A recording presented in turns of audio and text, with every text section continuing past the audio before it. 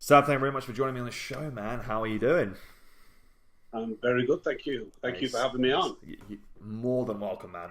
Honestly, it is my pleasure. Obviously, I was chatting to Andy Bolton not too long ago about yourself, and he was saying about how much of a tremendous athlete you are. And I'd kind of heard about you a fair amount beforehand, but when a guy like Andy Bolton speaks so highly of someone like yourself, you kind of have to give them that attention. And man, I've been fascinated with your journey since.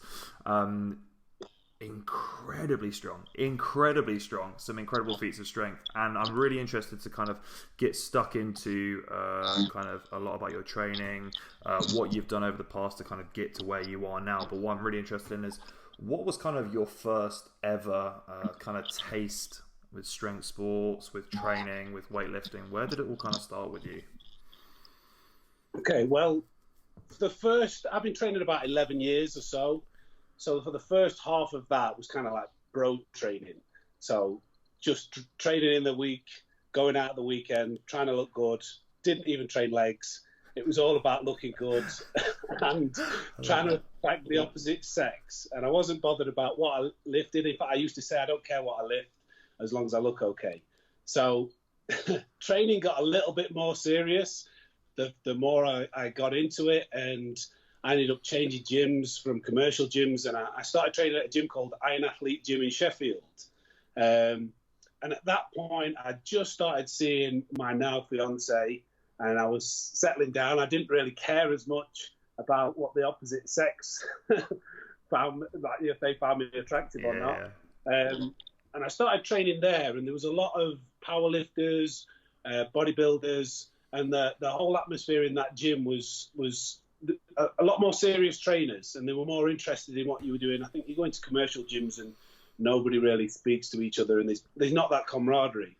So I actually wanted to tick off the list bodybuilding because I'd got really lean before, and I entered a bodybuilding competition while I was at that gym. And I went through the process, and I absolutely hated it. Dieting's not for me. I'm not a nice person to be around. yeah. Not when I'm hungry anyway. But whilst I was training in the gym, there was a lot of powerlifters around me, and I was looking at the numbers that they were lifting. There was guys in there with like 240 kilo bench and, well over 300 kilogram deadlifts. And it fascinated me. I looked at that and I thought, how is that even possible? You go from a commercial gym where you bench 2 plates, 3 plates, and you think you're the king of the mountain. And then you go into somewhere like that and it's, wow, okay. So once I finished bodybuilding, that's when I started getting into strength training. I thought I'll try it out. And it turned out, I was okay when I first started, and I just got addicted to the whole process, the way that you could measure your own, um, you know, performance by seeing progression, by the numbers that you're lifting, rather than trying to look in the mirror and see whether, are my abs more defined? Is my triceps getting bigger? And yeah, it kind of developed from there. So that was probably 4 years ago now, 4 or 5 years ago, when I first started getting into strength training. Started picking everybody's brains there who were the senior members and the strong guys there, researching on the internet, trying to find out the fundamentals of strength training. And just thought, I'm going to have a crack at this. And I entered my first official powerlifting competition, which is 4 years ago next month. I think that. So it's February 2016. And that was my first powerlifting comp. And it's the first and only competition where I've ever gone 9 for 9. I got all my squats, all my benches, Yeah. all my deadlifts, and every single lift got 3 white lights. I think I squatted 305 kilos, benched 200, and deadlifted 340 kilos. And And what that were you was weighing in at that point? sorry. What were you weighing in at that point? I weighed about 107 kilos back then, so I wasn't quite as big as what I am now. I think when I was bodybuilding, my stage weight was 91 kilos. So over that period of time, I packed on a bit of size, Yeah. but still not. I wasn't as big as what I am now. So I've gone up to the 125s now. I'm weighing about 124 kilos. But yeah, I just, as soon as I started training, as soon as you hit your first PB, and the feeling you get from achieving that, it's like nothing else. And it's like a drug, man. It's like a drug that you're just constantly chasing. Like, you're always wanting to hit it. You're always wanting to hit it. And even if you hit it on that day, you're like, oh man, I wish I had like 1.25 in there. More like... yeah, never satisfied. Yeah, but I also think it's a good thing as well. You know, I think if you're a hyper competitive person, I mean, I'm sure you can't really be in a sport like you're in and not be a competitive person. It's the exact same with me. You know, I'd rather die than come second. That's just part of my blood. Do you know what I mean? I think you've kind of got to be content, but never satisfied. So you know exactly. You got to be happy that things are going in the right direction. But yeah. if you're satisfied 100%, then you're probably going to stop. And I always want to get better. I'm always thinking, you know, a year, 2, 3 years down the line, and that's what keeps me going. Even now, you know, the next competition is, I have goals in mind, but I'm more, you know, I think 3 or 4 years down the line to what I want to achieve, because I'm still a fair bit off from where I want to be eventually. But you're playing the long-term game, which is a smart thing. I think so many athletes in this day and age, you know, they're jumping into the scene really quickly. They're exploding. They're killing themselves, and then they're dying off, you know, before they've even had a chance to really kind of get into their prime. I think it's actually really nice to hear someone like yourself say, okay, you know, you're strong right now, but the fact that you're thinking so many seasons ahead, it just lets everyone know you've got longevity, you're listening to your body, you understand what you need to do, you're not trying to rush the process, because at the end of the day, you can only get so strong so quickly, and your body can only handle so much. And to hear someone say, you know, I'm going to give myself that time is really, really humbling, because this is an industry, you know, where everyone wants to be pulling 400 kilos in 2 weeks. It's like, dude, not going to happen. It's kind of like a problem that's kind of almost created by social media. So, you know, as soon as you start in strength sport, so the first person who opened my eyes to like what I thought was unattainable strength was Delroy McQueen. So I'd been training a bit, 6 months a year. I can't remember how long it was until I pulled my first 300 kilogram deadlift.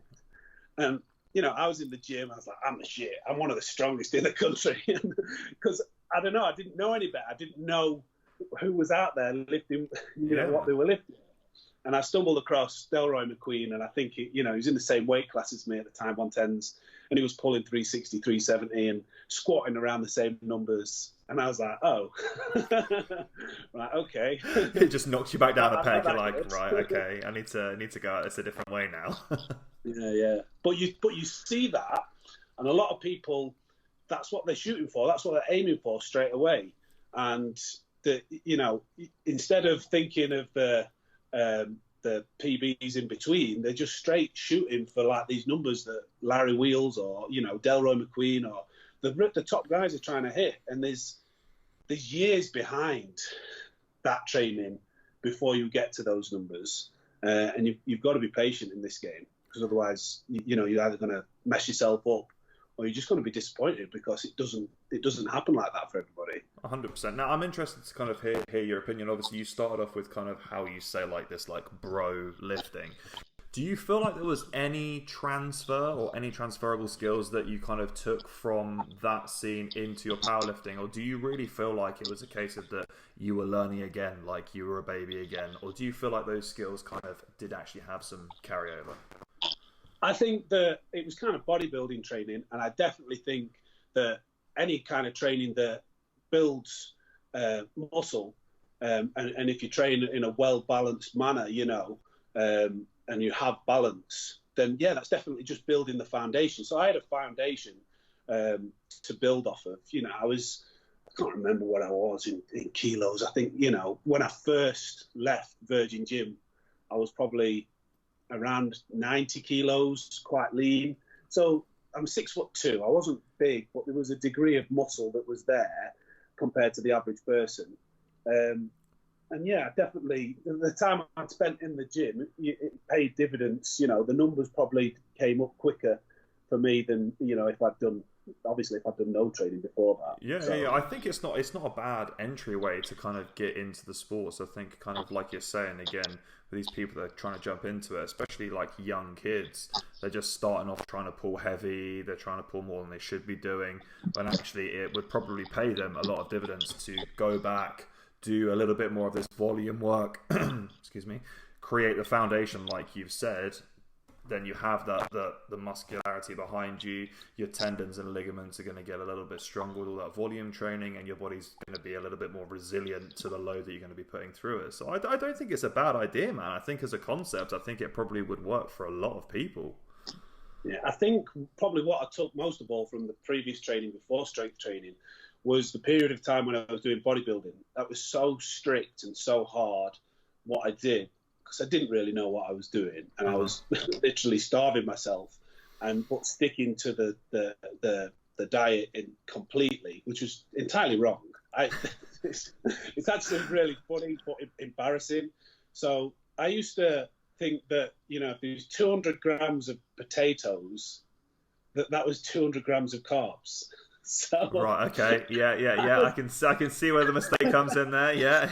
So I was trying to work out my carb intake from what people had told me, you know, what's high carb, low carb. Low carb's at 150 grams.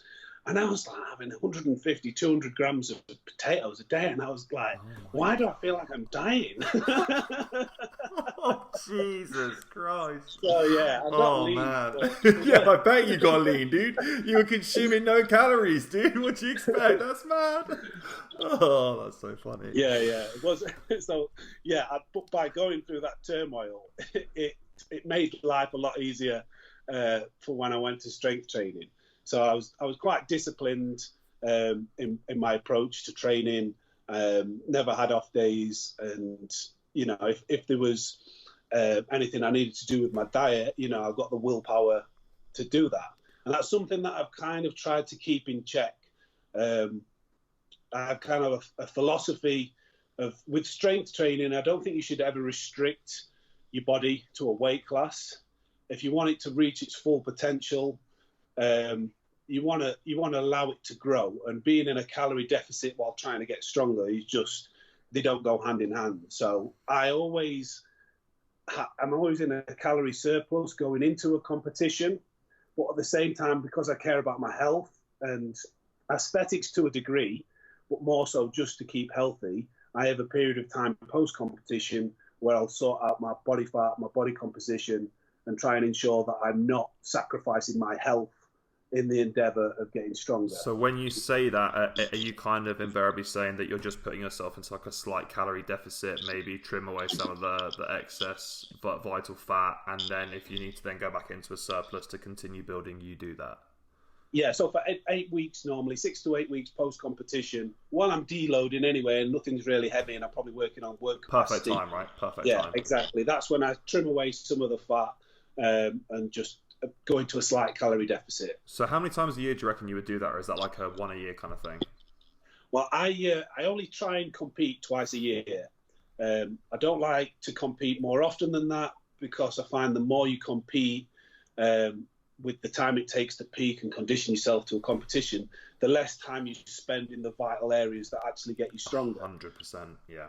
So for me, it only happens 2 times a week. 2 times a year that I'll go through that stage. But because I don't go mad when I'm only in a slight calorie surplus and I don't get, you know, massively fat, that's about the right time for me to just tidy things up anyway. Do you ever get to a point where you're coming into the competition and you're actually probably weighing too heavy? Do you ever have to kind of do water cuts and stuff beforehand, or do you always like to keep your hydration nice and high going into a competition being really full? Like, do you do the kind of stereotypical like sitting in a sauna for like 2 hours the night before, sweating out like 7 pounds worth of water weight?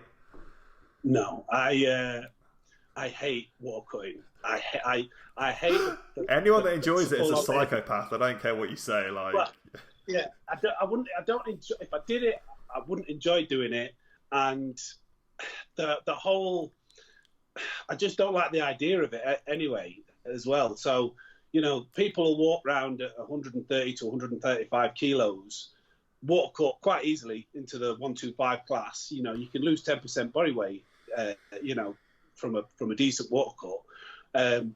Hit a total, you know, claim some records, and claim to be, you know, doing that at a certain body weight when really it's 10, 15 kilos out of place. Normally, the usual one is, you know, when people do say they've done a 3 times body weight lift or so many times body weight total, you look at a 10 times body weight total. If, you know, if you're 90 kilos, for instance, and you cut into 80 kilos, and you're weighing at 80 kilos, but you're actually competing at 90 kilos on the day, and you're claiming a 10 times body weight total because you totaled 805 kilos. Yeah. Well, really, 90 kilos, a 10 times body weight total would be 90, so you're not almost 100 kilos away from that. Yeah, which is humongous at that level. At that level, that those percentages are so tiny, like you can't just be putting 100 kilos on any total. I totally get why people do it, for Wilks points and to break records, and whatever. But I'm just morally, I don't know. I just don't. Do you think people do it too much? Do you think it's too common in the industry? You know, if it was up to me, I think 2-hour weigh-ins would be done throughout all competitions. That's one of the reasons that attracts me to Pro Raw, which is my next competition. It's a 2-hour weigh-in. So you've got to be in and around the weight that you're supposed to be. I don't think it'll ever stop.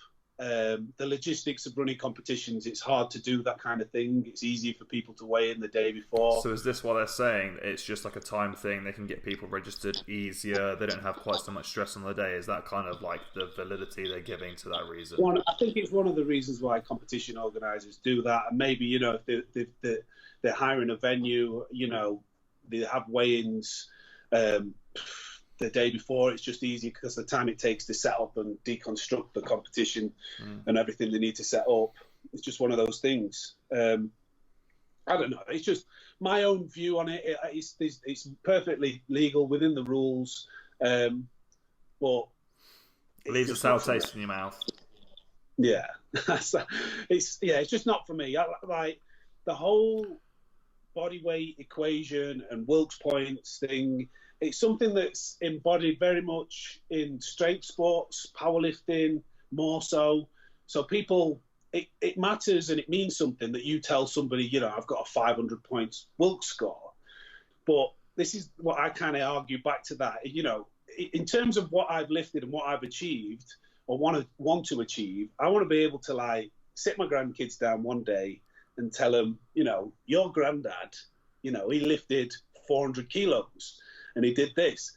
I don't want to have to sit him down and go, well, you know, I lifted 300 kilos, but because I only weighed 80 kilos, that's a 450 kilo, you know, point score. So that means that I'm stronger than Eddie Hall. Yeah. You know, you try and explain that to somebody outside of strength sports, and you kind of going to get, so what? Just tell me what you lifted. Yeah. So outside the realms of powerlifting, you know, people only care about what you've lifted. And that's all I'm after. I just want to get as strong as I possibly can, but in a timely manner, without sacrificing health. And what's the mentality like in the powerlifting world? Because I know what it's like in the strongman world, and everyone kind of really gets behind everyone, especially when it comes to competition days. What's it like in the powerlifting world when it comes to kind of breaking records, whether it's PRs, national records, world records? Is it a case of that people are like, oh man, I hope he doesn't fucking get that because I want that? Or is it like in strongman where people are like, hey, right, let's get behind him, let's go for it, let's see if he can get it? No, I think there's definitely camaraderie, you know. People want people to succeed, and I think that's throughout strength sports, you know, unless the person's a bit of a dick. You know? Are there lots of dicks in the powerlifting world? There's the occasional ones. Everyone has one. Yeah, and they just, you know, it's usually just the egomaniacs who just get a bit carried away with themselves. You know, just because you're stronger than someone, it doesn't mean you're any better than them. You know, calm down. But in terms of records, the only controversy you kind of get in powerlifting is the discrepancy in judging standards between federations, and you have all-time record. So you have, you have multiple federations that are out there, that each federation has their own British record, and then again they have their own world and European record. So, I think I worked out an equation once, considering all the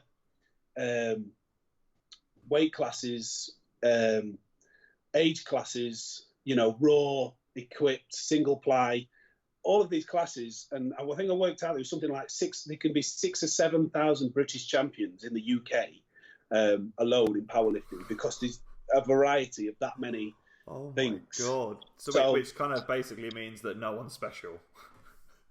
No, it doesn't. It's a really.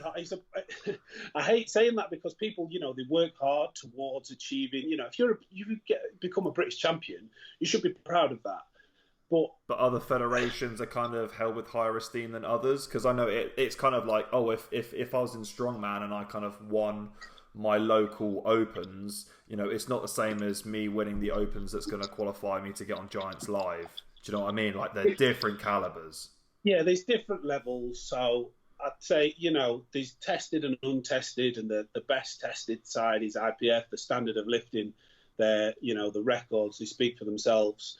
And then when you get to the untested side, it's so many, it's watered down competition so much that in the end, and because of the discrepancy in judging, you have these British records and different federation records, but then you have all-time records, which are the highest lift across all federations for a squat, total, bench, whatever it is.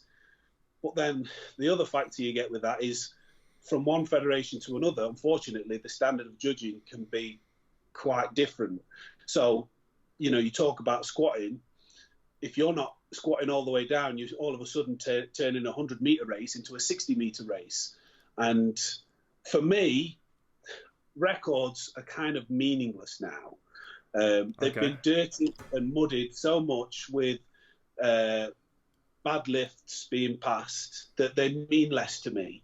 And that's me, who say I've got the all-time British record in the 125 class. Which is interesting that you say that. Like, I love the fact that you kind of said that. It's kind of like, yeah, I hold this title and it is one of the biggest titles, but actually, realistically, it doesn't mean that much in the grand scheme of things because of this, this, and this. The fact that you have that introspect is fucking awesome, man. Like, that's brilliant that you have that thought process.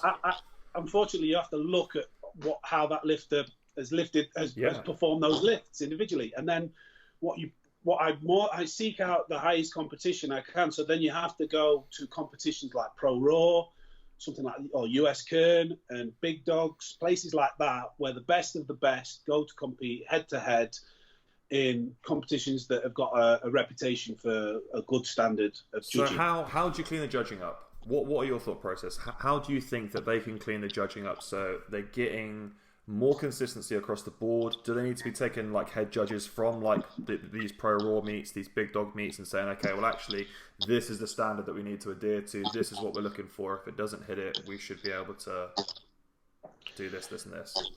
Oh, it's a really hard one to solve. I think that the first thing that we have to be able to do to start fixing the issue is talk about it. And there has to be accountability, because as soon as normally when you start talking about stuff like this, because the guys at the centre of this, the judges at these powerlifting competitions who are making these decisions, they're the heart and soul and foundation of powerlifting. You wouldn't have these competitions if these people weren't nice enough to give up their time. So it makes it a really awkward thing to go, that judge was terrible, because they're giving up their time, and there wouldn't have been a powerlifting competition there without them. But at the same time, the blame needs to lie somewhere, and unless we're allowed to talk about it, which normally you aren't, and you get shot down, you called a hater, or you just told that if you weren't there on the day, you've got no right to say whether that lift should have been passed. Yeah. And you're like, no, dude, because there's these things, and you can record things and watch them back 1,000 times at any angle. And you can put fucking protractors on your phone, like. Yeah, it's clear to see. I wouldn't talk about 50-50 lifts. You can see when there's definite ones that shouldn't have passed.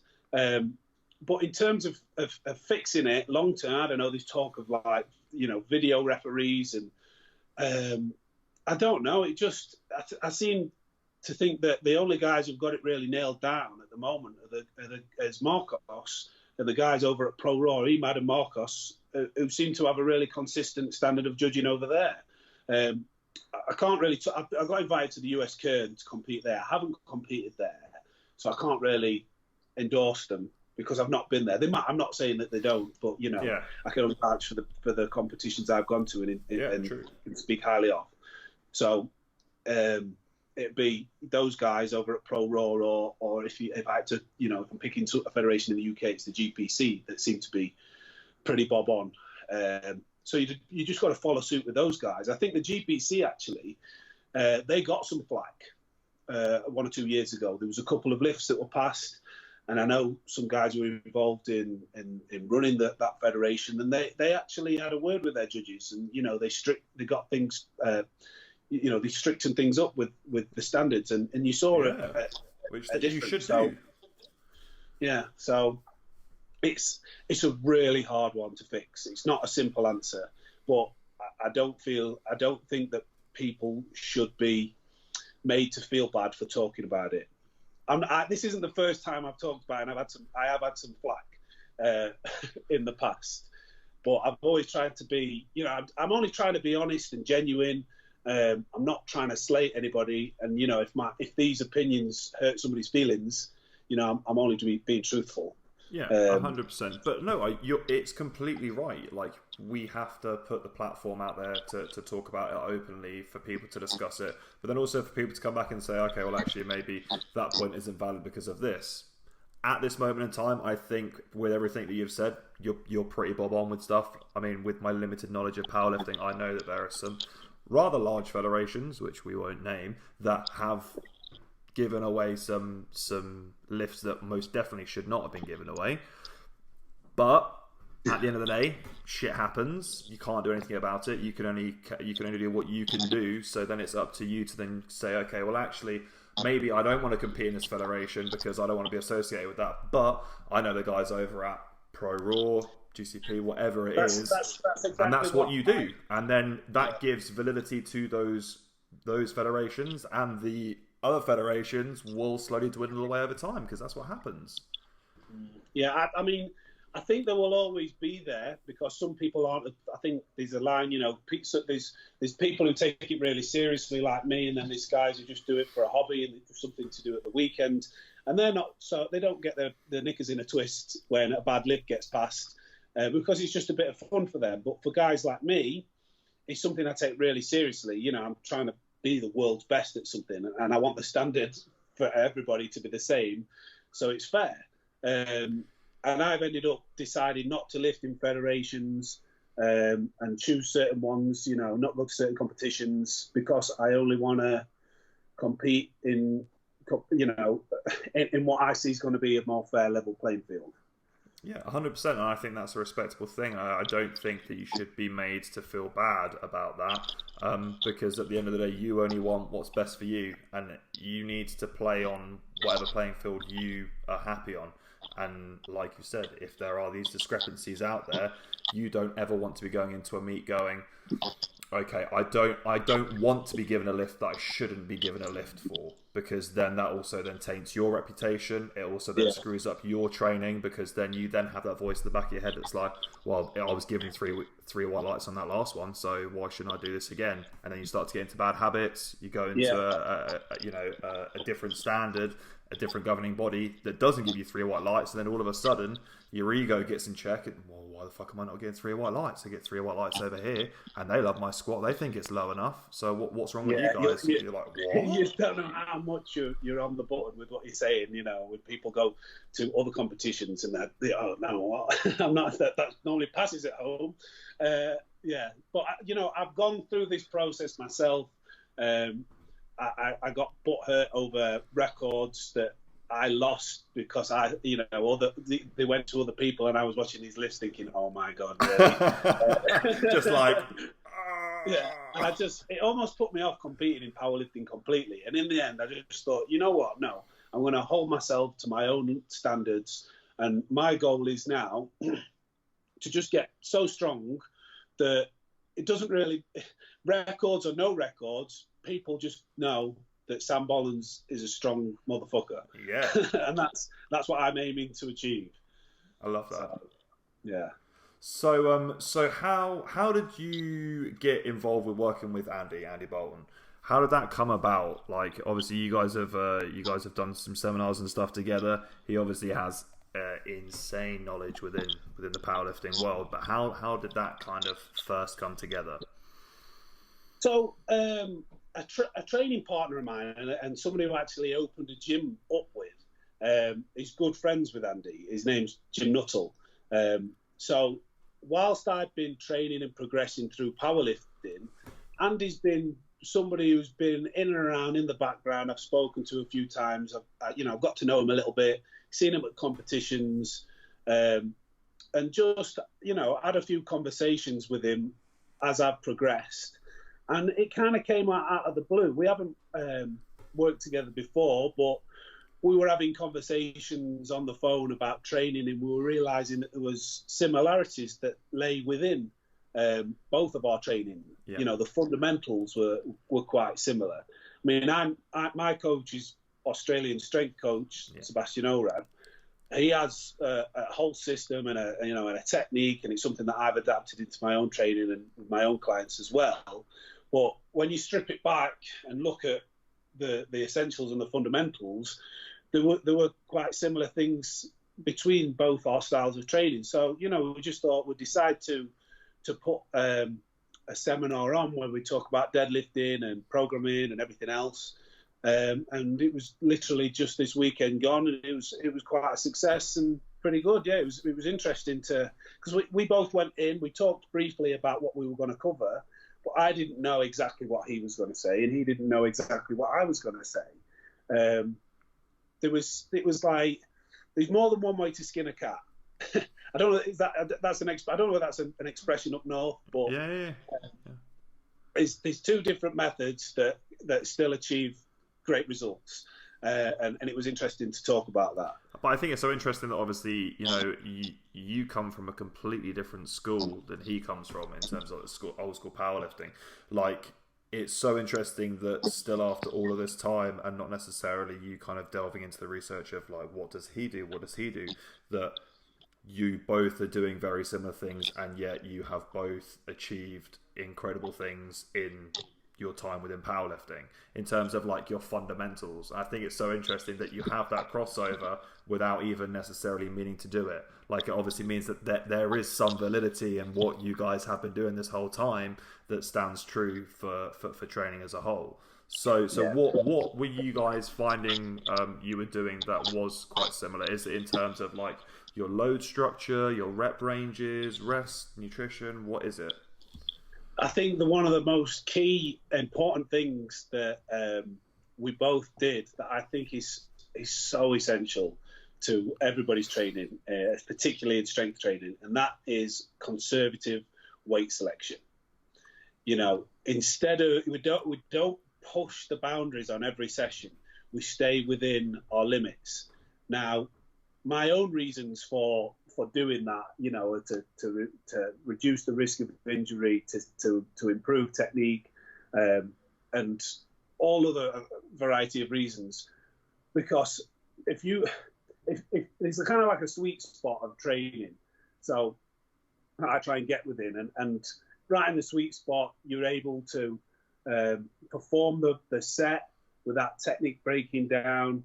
You're not just thinking, oh my God, get this over with because it's so heavy, and you just want to get it over and done with.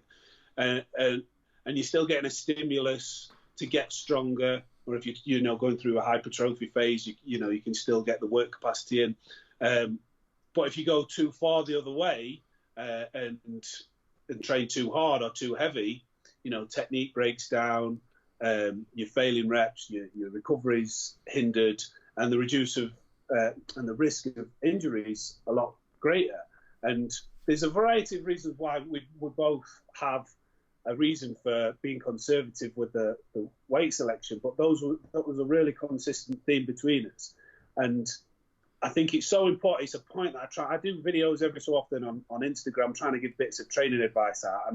no matter how many times I try and kind of push the point that, you know, you don't have to push mega heavy to get stronger all the time, it still seems to get ignored. But yeah, dude, because everyone wants to live with their ego, right? Like, everyone wants to chuck another 20 on there and just rip it off the floor, and it's like, well, actually, maybe that's not the best thing for you. Everybody, what it is, it's you're hungry to see results. You want to train hard, so you push hard. But how you get results in strength training is by training smart, and that's the hard thing. You know, Over long periods of time, which we've already covered. Yeah. It's the same thing, right? It's people just trying to do it too quick. And again, I think, you know, social media plays its role when people are they think of hitting a new 3-rep max in their training, you know, because they want to post a PB, or they want to just feel like they're stronger than what they were before by lifting more weight than they've lifted before for 3 reps during training. And, you know, I have the ethos of forget what's on the bar. Don't think your body doesn't, you know, if you hit a 2.5 kilogram PB for 5 reps, it's not like all of a sudden a switch is turned on in your body and it's got stronger. You're just giving your body a stimulus. You're putting it in a stressful environment that it needs to adapt to. And it doesn't matter whether it's a PB or not. It just needs to be the correct load to create that stimulus and for your body to adapt. Yeah, and your body doesn't know what load is on there. You know, if it's 275 or if it's 2775, like your body doesn't know. It just knows that there is a stress, there is a weight, and your body then has to contract against that force. It's a case of I think you're right. Like, people just getting caught up on numbers far too much, and it's so much more detrimental to their progress than I think a lot of people realise, man. Yeah. The reason, going back to why I kind of like only compete twice a year, you know, I see my training into a competition as kind of 2 phases. And the reason why I have such a long period between competitions, so I try and aim to have 6 months between competitions. It takes me about 8 weeks to peak into competition, which I kind of see that phase as conditioning the body for the really high intensity, low volume sets, basically testing your maxes. You know, with bearing really heavy weight, you know, your body has to kind of adapt to that. And I just see those last 8 weeks as kind of bringing your body into condition to then attempt your 1-rep maxes. But that's 8 weeks. So in 6 months, there's 26 weeks. That leaves us with 18 weeks. And I see that 18 weeks that's the portion of time where you're actually getting stronger. That's where I'm trying to build, you know, muscle hypertrophy. I'm trying to improve my work capacity. I'm trying to improve my lifting technique. All of these things in the aid to, you know, build strength during this phase of time. That's where I'm getting stronger. You know, people see the high numbers, the heavy sets, as the part of getting stronger. I see that as kind of you testing how strong you are. So if you follow my training for 18 weeks of a 26-week prep, it's boring as fuck. You know, there's not a lot going on. It's 6s, 7s, 8s, 5s, maybe some 4s. And I'm moving it pretty easily. I'm not grinding reps out. You know, we're just going through the motions, doing what you need to do, hitting the accessory work of the muscles, the supporting muscle groups that we need to hit. Did I just go off then? No, it's all good. The low battery came, that was all. So yeah, I'm just working on all of that as much as I can, and that's what I see as the key part of getting stronger. You know, the old analogy of you can only peak as high as your base is wide. The peak is the last 8 weeks. The base is the 18 weeks, and I'm trying to get that base as wide as possible to the peak when we test our maxes. And so I'm interested to see, obviously, you know, you work with Sebastian.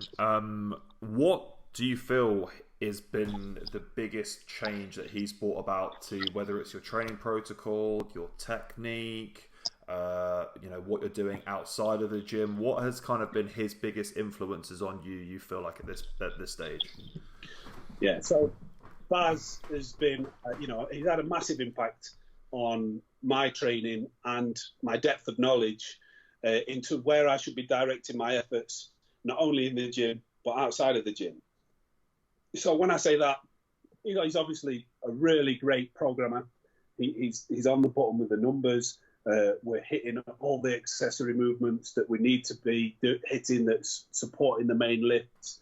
But those kind of things I was almost doing quite well myself before. But dude, you don't get to where you've got to without being pretty good at doing all that shit yourself. Do you know what I mean? Like it's not like he's come along. It's like the Wizard of Oz, and he's just changed everything. You've been doing pretty goddamn well by yourself up until now, man. Yeah, but it was the depth of knowledge on how I'm supposed to move when I'm performing these lifts, the little technical corrections, the deeper understanding of why are we performing these other movements, how are they complementing the squat, bench, and deadlift? What's their role? The muscles that we're training, what's their role in actually the main lift? Which I think if you can understand that better, you're more motivated to do those exercises, and you probably concentrate on executing those movements even better. But as well as that, it's not just the reason why I've come on quite a lot since I've worked with Baz is because I've made sure that I've got the other areas of my life in check. So when I first started working with Baz, I'd only been in the 125 class for 6-9 months. I had sleep apnea. So my quality of sleep wasn't very good. So I had to get a CPAP machine. So my quality of sleep was vastly improved from just getting the CPAP machine. I ensure that I'm obsessive with getting 8 hours sleep every night. I'm thinking, what time is it? I'm up at this time. I need to make sure I get at least 8 hours because I know that's essential to get adequate recovery. Mm-hmm. My diet's on point now. It's pretty much the vertical diet, how I eat.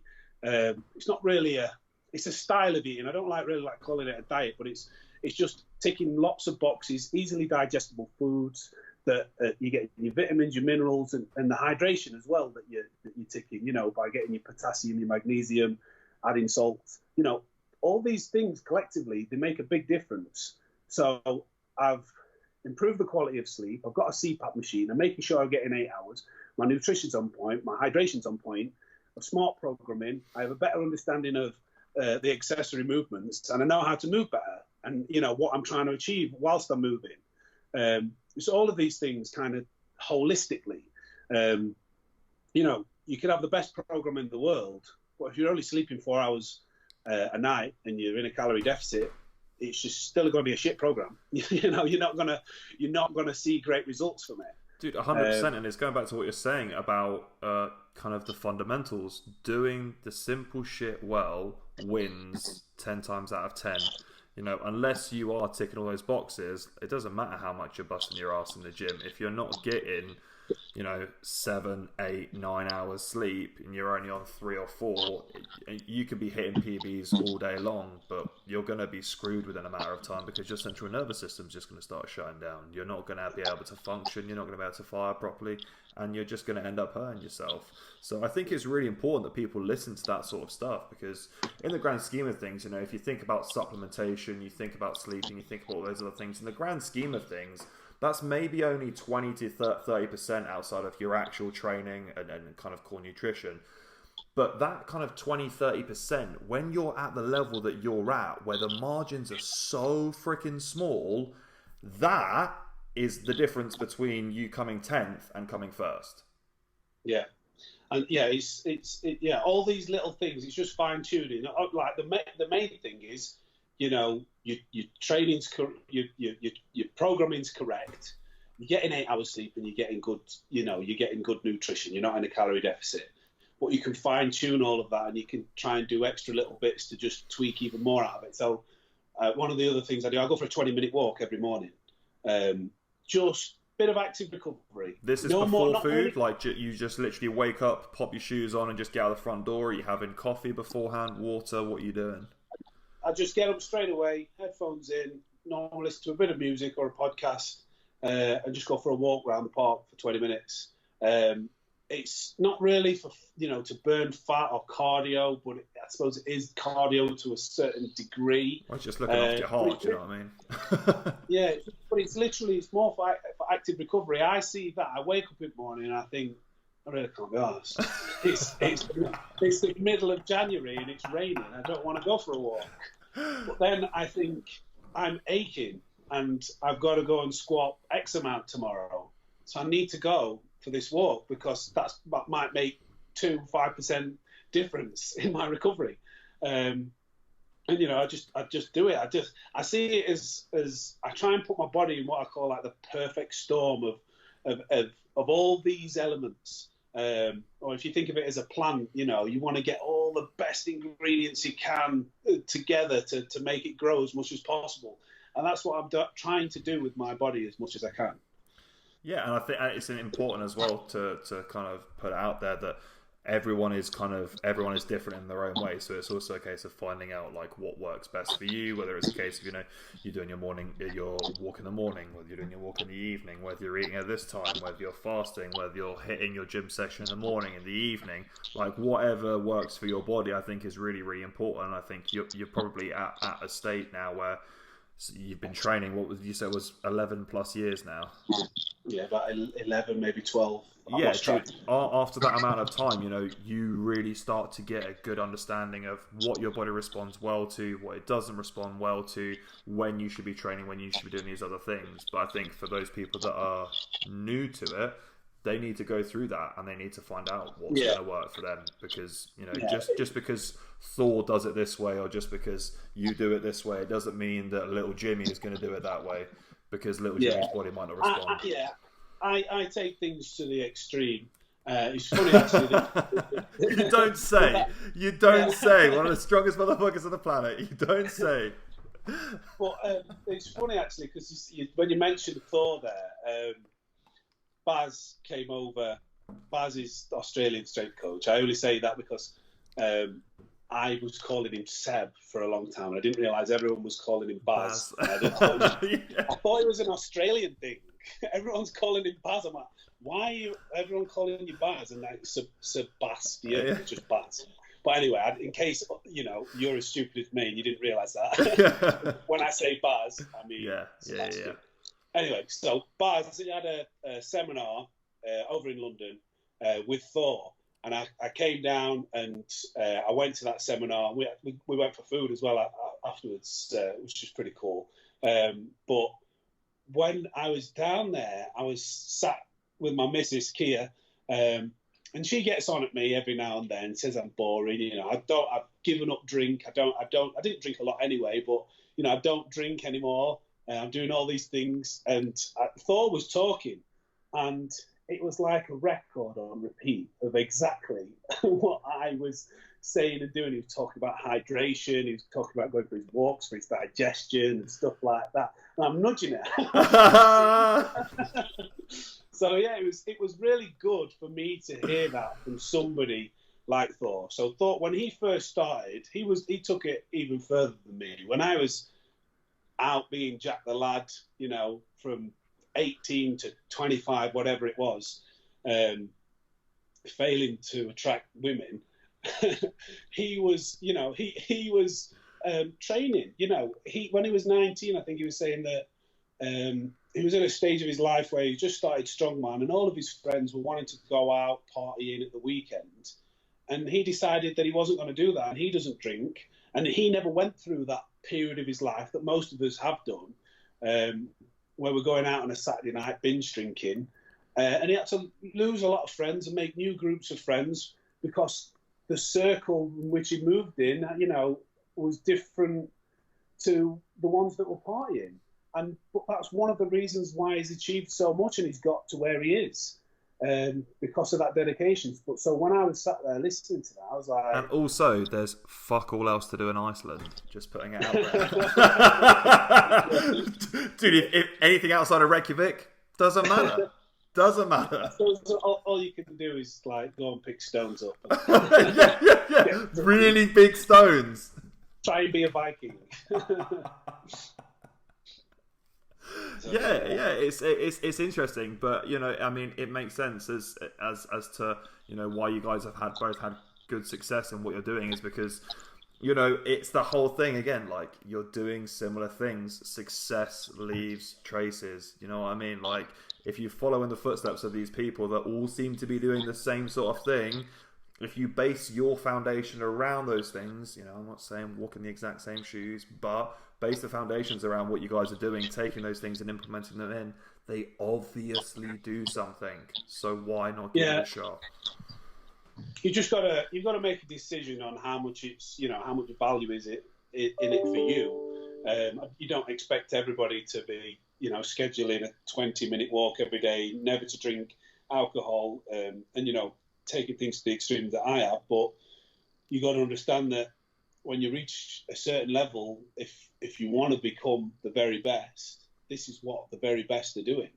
You have to make sacrifices, right? And I think, like you said, it's where you get that big divide from those kind of weekend warriors and those guys that are in the federations that are saying, well, actually, no, that isn't a good lift, because you're the one that's like, well, actually, I don't want to be here. I want to be taking this pro. I want to get my pro card. I want to be, traveling the world. I want to be competing in this federation, that federation. And that's where the difference kind of comes in. So I think you've hit the nail on the head there. So when you're kind of like coming into competition, stuff like that, you're looking after your body, or do you even have like prehabilitation routines, rehab stuff? What kind of stuff? What are the little things that you're doing for your body that maybe not everyone else is? Are you foam rolling? Are you doing hydrotherapy? Are you, what are you up to? Okay, so I'm again a little bit obsessive with this now. This is I do before every squat and deadlift session. I have my own activation and warm up routine that basically I've just again adapted from Baz. It's basically the McGill Big Three for the core activation. Yeah. Just go through that. There's no better research that's been conducted to show that this has been proven to be the best way for core stability, to increase core stability. So I do that, and I couple that with Andrew Locke's glute activation routine. So it's just the supine banded work, and then the hip thrusts and the box squats. Yeah, exactly. Dude, I use it almost every day with all of my clients. I absolutely love it as an activation sequence. It's amazing. Yeah, and that for me ticks all the boxes before squat and deadlift. Before I bench, I do a quick round of 2 sets for external rotation, external rotators with the cables, some seated shoulder press, and some lat pull downs, just to again get some blood in and activate the supporting muscle groups that are, they're supporting your bench press. So before every single session, even I've deloaded this week, and to be honest, in my head I had like a little battle in my head. I was coming into the gym and doing a lot less weight than what I normally do, and I just wanted to get in and out so I could hurry up and be home because it was a nothing session. But I couldn't. I still did it. It's like I couldn't not do the McGill Big Three in my glute activation, because in my head I was like, well, what if on this session I get injured because I didn't? And these are the things that I'm really obsessive with. But it sets the tone for the session as well. Every single time you're coming in and you're doing that stuff and you're going through those motions, I'm sure of it that there's this repetition in your head that's like, okay, I'm going through this, my body's getting ready, we know what's coming, yeah, we're loading, we're going through the sequence now, okay, we're about to get into squats, the glutes are activating, and now we're under the bar, bang. It doesn't matter whether it's the bar, whether it's 60, 100, 260, 300, everything is the same. Your squat's the same. And I say it to my clients every single time. When you step underneath that empty bar, it should literally be like you have a max effort on the bar. Whether you're squatting with an empty bar or whether it's your max, nothing changes. You approach it the exact same, because then it doesn't matter what's on the bar. You're going to hit it the same every single time. Exactly. And going back to like having a bit more of a deeper understanding of why I'm doing these things. So like when I talk about listening to podcasts, in the morning. So I've listened to podcasts to Squat University on the McGill Big Three, and then again they've done a follow-up one of how you're meant to, perform these exercises and why is that the best way to warm up and achieve stability in your spine for whilst you're lifting. So I feel more confident knowing that this is benefiting my training. So it just gives you more confidence knowing that you're doing all the right things. It solidifies it in your own brain, because I think we're in an industry now where there are so many opinions, there are so many studies that have been put out on this, and this is the best way to do that, and these are the 3 best exercises for that, and this is the top tip you've got to get, for your lumbar spine. It's like, well, no, actually, like you said, there is no definitive way to skin a cat. But when you look at this and you're like, okay, well, this is actually yielding the best results for that, so, well, yeah, I'm going to use that, and I'm also going to take a bit of that, and I'm going to use that, and then you put together whatever you feel works best for you, and boom, you're away. Then in your head, you know everything. Again, going back to, you're doing everything you can be doing. It's that whole thing of what if I could be doing a little bit more with this? What if I found the best exercise for that? It's like, well, okay, if I've ticked all those boxes, I don't have to have that voice in the back of my head that's kicked me up at 9 o'clock being like, have you done your lumbar support work today? It's like, okay, no, I don't need to worry about it, man, because it's done. Yeah, that's exactly it. I think, if you're there, trying to look at what you can do to improve things, you're not going to go straight from just starting strength training to implementing everything that I do. It'd be silly to try and do that. But what you can do day by day, just think, what can I do that's a little bit different? Or week by week, what can I do that's a little bit better than the week before? And that's how I still look at what I'm doing. And I think, well, what could I, in my diet, is there something that I could drop or add in that might benefit? And I'm just constantly trying to improve things. So, one of the other things that I do in my training at the moment is I do a little bit of hip stability work. Okay. Because I tore my hamstring 2 or 3 times, my right hamstring in the same place. In the last competition that I competed at, where I totaled 1,000 kilos, I only got my opening deadlift. So I opened with 372, it moved really nice and easily. And then on my second deadlift, which at the time was to break, I know this shouldn't mean anything because I've said it doesn't matter, you're going to say it anyway and we're going to respect it. It was to break the all-time British record across all federations and all weight classes, to basically have the highest total in the UK. Still impressive as shit. Yeah, and I tore my hamstring.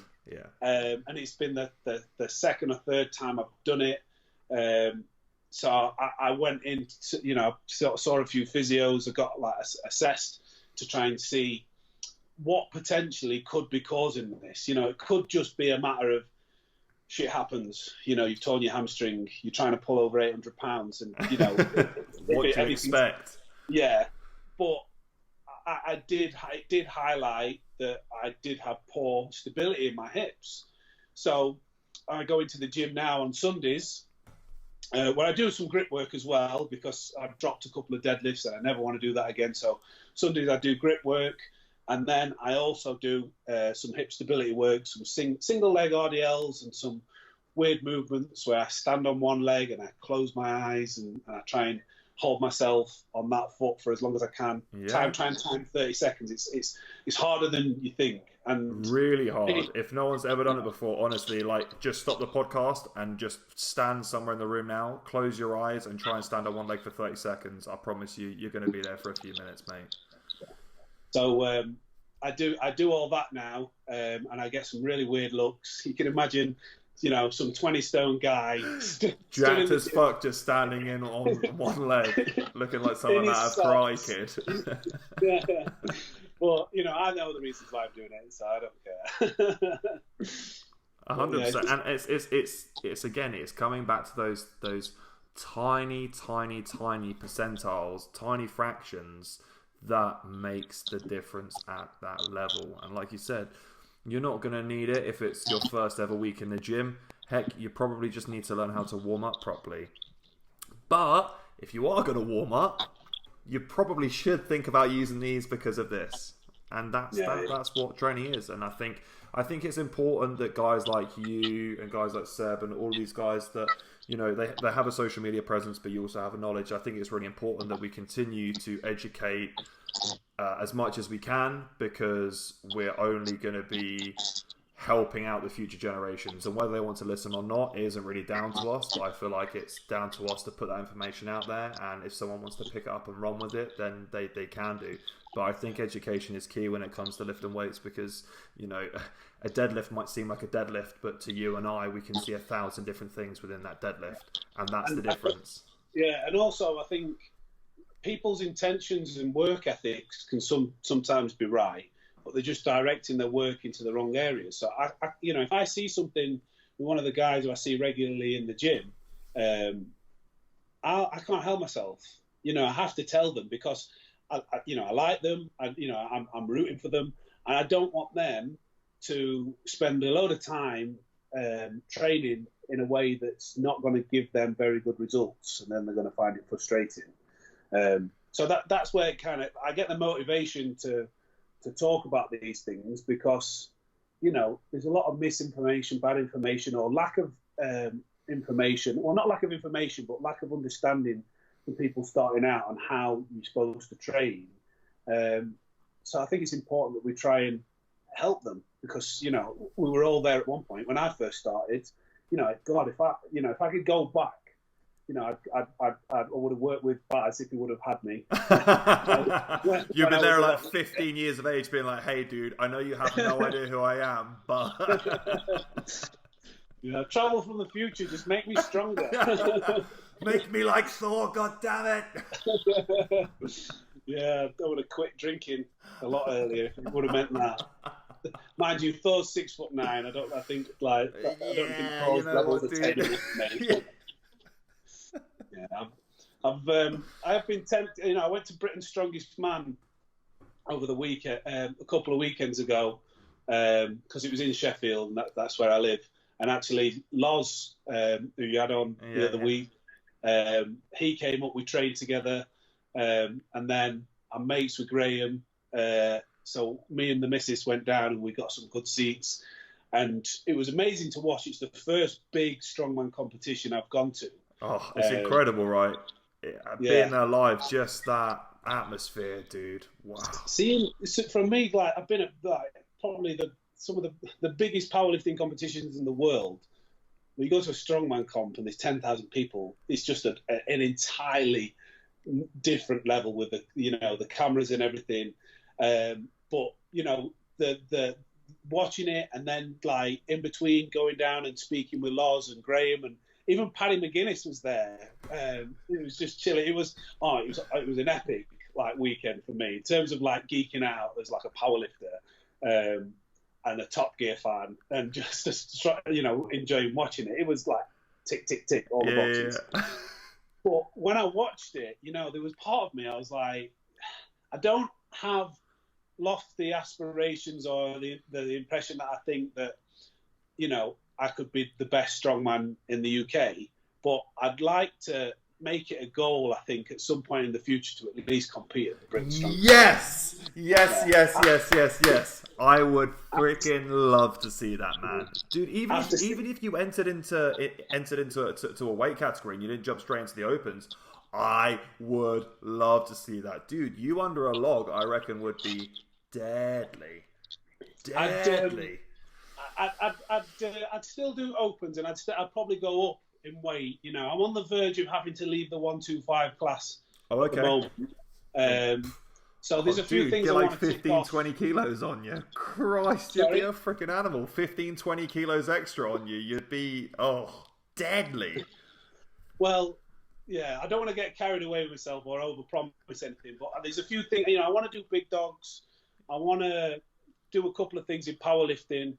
But, in terms, again, like achieving something that you can tell the grandkids, down the line, in saying, I was at Britain's Strongest Man, here, watch this, this was me on TV. Yeah, but Hicksy's done it. Do you know what I mean? Like, it's not a case of that, this isn't something that can't be done. There is validity to it. Hicksy's flitted between strongman and powerlifting, and just jumped straight back into one of the biggest powerlifting meets ever and almost pulls like the most insane records, and you're like, okay, how does one do that? But going back to everything, he's got the foundation, man. He's been doing it for years. He knows what he's doing.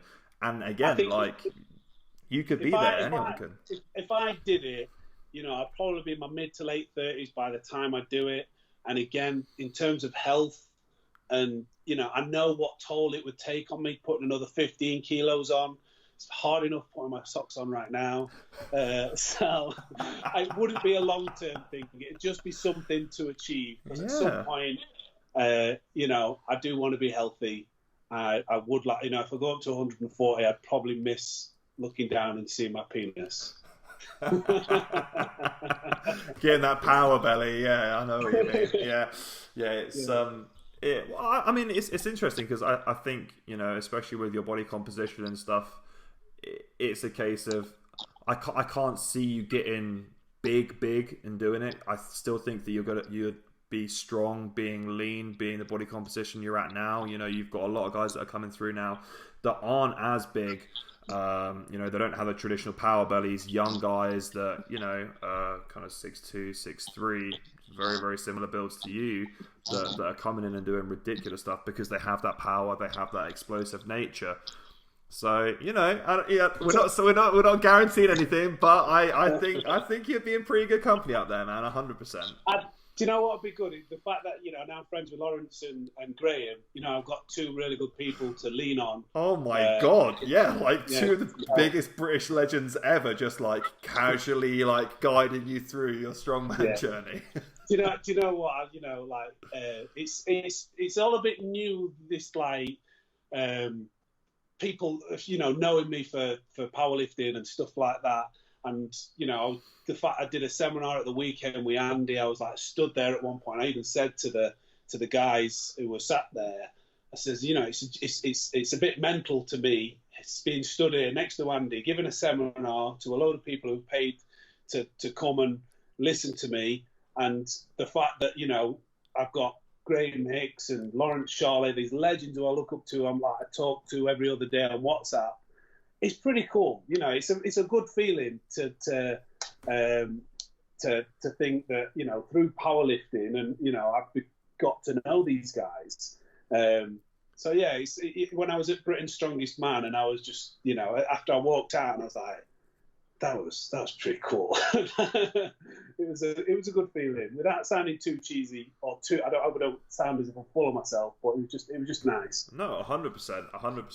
I was lucky enough to go to the year previous, the European log lift and Europe's Strongest Man contest in Leeds, and I mean, dude, it was just ecstatic. That you can't describe the sensation. And like as someone who's been an athlete all of my life and performing on various different stages, like there's nothing that you don't get that feeling anywhere else in any other point of your life than when you step out in front of a crowd and it's like, oh Jesus Christ, like this is intense, like, and it just like that adrenaline starts pumping around your body, but then because you've done this so much, you just go into autopilot, and it's like there could be thousands of people around, but you're so focused on what you're doing, it's like you're back in the gym, there's two people in there, you could hear a pin drop, it doesn't matter, like, but that feeling, that sensation, dude, if you could bottle that up, that would sell for thousands, man. It's crazy.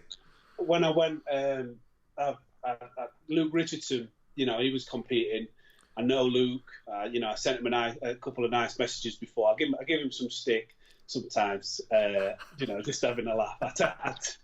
I tell him he's got monk strength. But you know, he knows how to take it on the chin. He's a good lad, Luke. He's a really, really good lad, and I was really rooting for him because I was watching him coming out. You know, when they come out with the flags. And that must have been so nerve-wracking. I forget how young he is and how fast he's come on. I was really pleased with him that he finished fourth when at the end of that competition. Dude, so, he is the future. When you talk about the nerves, when he was coming out, I was thinking, I couldn't imagine what he must be feeling when he's walking out as a young lad with all that expectation he's got on his shoulders. But dude, he performed. He did. Well. You know what? Over the next few years, he's going to be something. He is going to be something. With that monk strength, he's going far. I tell him, you know, I joke with him. I say, you know, when people are doing your programming, how do you know what reps and sets you're meant to be doing with your severe dyslexia?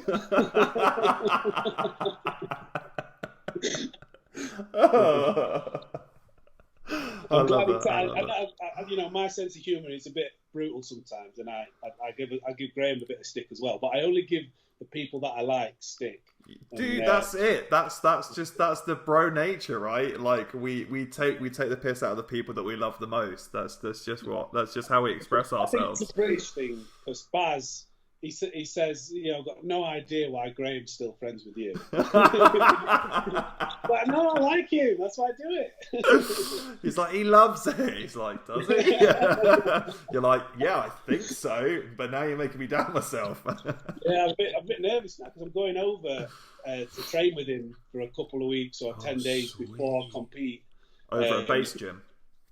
Yeah, and you know, I'm gonna have to watch me jokes. Because, you know, if I start giving him a bit of stick, he's going to be I don't know, man. His Instagram is just pretty much filled with like sexual innuendos and his penis elbow and all this sort of just ridiculous stuff, and him lobbing his weight belt across the gym. I think his sense of humor is pretty good, man. The Aussies are pretty crazy.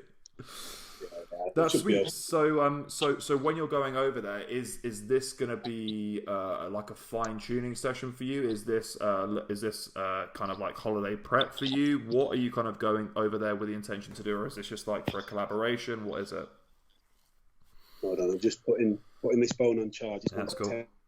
So I'm just going to make sure it doesn't go off.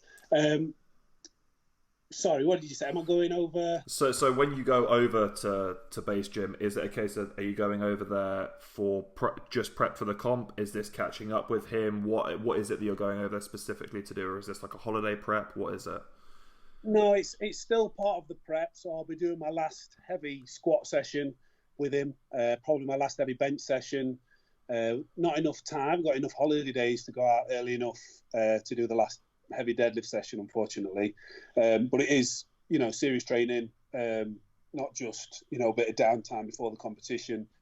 I am really looking forward to it, you know, to go over to his gym, you know, base gym now, and, you know, amongst powerlifting, it's just like, I say to people who don't follow, I don't know anything about strength training, if you're into football, it'd probably be the equivalent of going to the new camp, you know, to have a training session. So that's going to be, again, cool to go over there. But I'm hoping, you know, this is the first time we'll have actually trained together. You know, we've socialised outside, you know, gone for food and stuff, but we've never actually trained yet. So who knows? Hopefully, with his magic eye, he'll spot something and add 20 kilos to my squat or deadlift or something. Dude, you never know. You never know. These are the things, and it's like, it's freaking amazing that you have the opportunity to go over there and do that, you know, and I'm so happy for you that like these opportunities have opened themselves up and you're getting a chance to do that, because like, I love it, because it's only going to better you and it's only going to better your performance, and that's awesome. Like it's so good, and I think you're onto something good with Baz. I think with the kind of track record that you've got leading into this, you know, you're in a pretty decent position coming into the next competition, so it's going to be exciting to see kind of what numbers you're going to be putting up, dude. Yeah, it's I've got some nice goals, and you know, you know, as long as I stay injury free and, you know, come into competition, I'm pretty confident that, you know, I'm capable of doing that. I feel, even though I've totaled 1,000, I still feel as if that was a little bit under what I could have done with tearing my hamstring. You know, I feel like I'm always just trying to prove myself. Whether it's to myself or other people, I'm not sure. But, you know, I think that's the addictive thing about powerlifting. But, you know, for a time in the UK, I felt like I felt like I was maybe underrated. And it's been like a motivating factor. And I feel like I know what I'm capable of doing. But until you put it down on paper in competition, no one's going to believe you. And I consider myself stronger than 1,000 kilos, but I need to show that. Yeah, you need to put it on paper. You need to put that stamp on there and validate that claim. And dude, I think you've got that in there. I'm more than quietly confident about the fact that I think that we're probably going to be seeing 1,000 plus coming out of you in relatively quick time. So I'm super confident, and I'm super excited to see what you can put out. But to kind of close things off, man, I always like to ask this question. I like to get a kind of idea where everyone's coming from, and I want you to, for a second, just think in your head. You're taking a step back in time. You enter a time machine, and you get to go back in time, and you get to visit your younger self. You know, just when you really started getting involved with training, when these doors hadn't opened to you yet, when you still had to go through all the hardship, all the bullshit, all the struggles that you've had to go through. What is the one piece of advice, the mantra to live by, the quote, whatever it is that you give to your younger self to get you through all of that stuff, to get you to the point where you are at now? Oh. Just to really throw you on the spot, just to make this as painful as possible for you. No, it's a really good question. It's just there's probably multiple, without going into multiple different areas, trying to think of how I can generalize that answer. I think the investment of yourself would be something that I would have committed to doing earlier. I was confident that what I was doing was working, but I think if I would have invested in myself a little bit earlier when I took the plunge to, spend the money and get a coach, and bring somebody on with the knowledge and experience who has had that, fast forwarded my progression, a lot. It's been pretty extreme how things have gone since I've been working with him, and that's what I'd probably say. Go and get with Baz sooner. I love it, man. Probably Yeah. Not just in the way of getting a coach though as well. The trying to educate myself. I spend time. Now I do a bit of online coaching myself, stick very much in my field of strength training, but I spend quite a bit of time on trying to learn new things, from listening to podcasts to reading bits of information, and that's been really beneficial. I think when you invest in yourself, it's an invaluable investment, isn't it?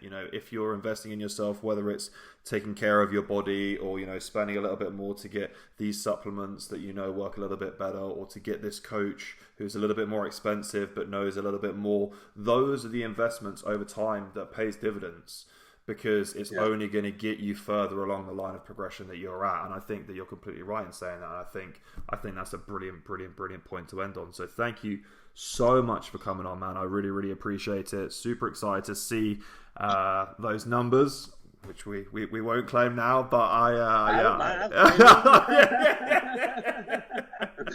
yeah, 500 kilo deadlift. Let's do it. We've said it now, right? We've said it now.